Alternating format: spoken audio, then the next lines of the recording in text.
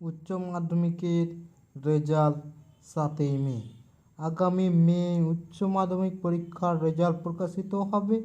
আজ সোমবার উচ্চ মাধ্যমিক শিক্ষক সংসদের তরফে জানানো হয়েছে, এদিন বেলা 12:30টায় আনুষ্ঠানিকভাবে প্রকাশিত হবে রাজ্যের পড়ুয়াদের দ্বিতীয় বড় পরীক্ষার ফলাফল।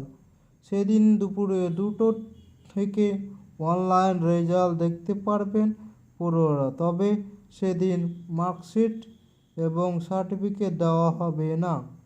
8 মে সার্টিফিকেট ও শংসাপত্র দেওয়া হবে বলে জানিয়েছে উচ্চ মাধ্যমিক শিক্ষা সংসদ। এমনটাই খবর মিলছে। দর্শক, কোনো কিছু বলার থাকলে বলবেন কমেন্ট বক্সে। নজর রাখবেন করণ ডিগি টিভিতে। নমস্কার।